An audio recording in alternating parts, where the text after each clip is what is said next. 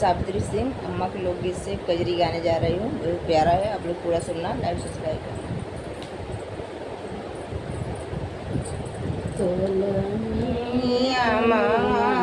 के होटियरनवा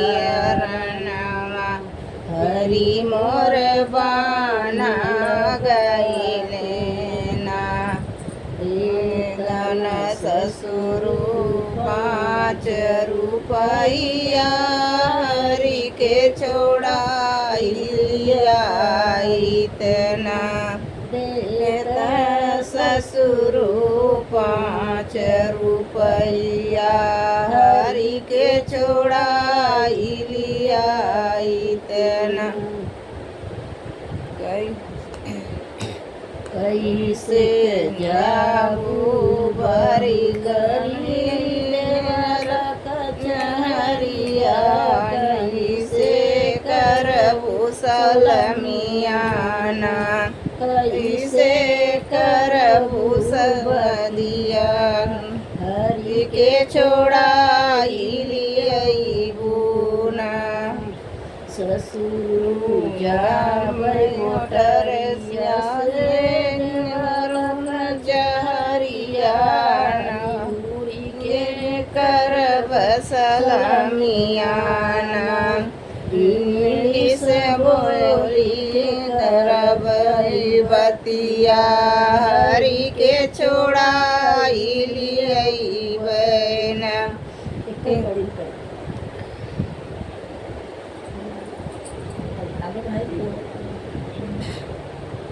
कलनिया के होटियनवा हरि मोर बान लगैले ना, कलनिया के हो करनमा हरि मोर बानल बाटे ना।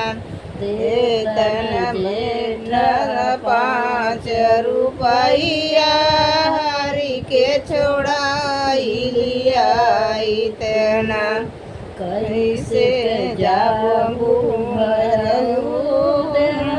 कचहरिया, कैसे करबू सलमियाना, कैसे करबू सलमियाना, कैसे करबू नौया हरि के छोड़ाइलियबू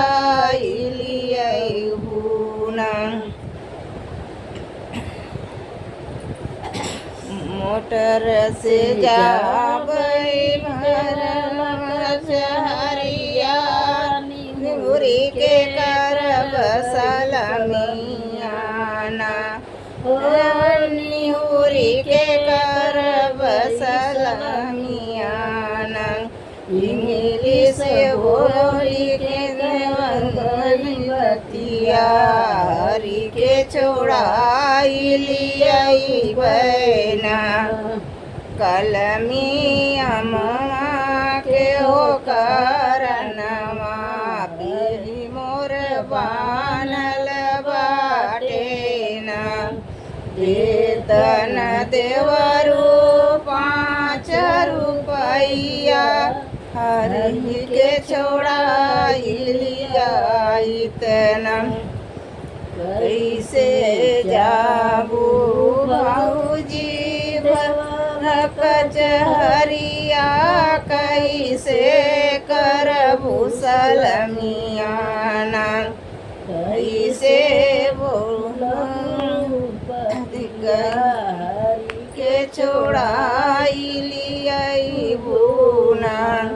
कैसे करबू भौजी तू बतिया हरि के छोड़ाइलियबू ना।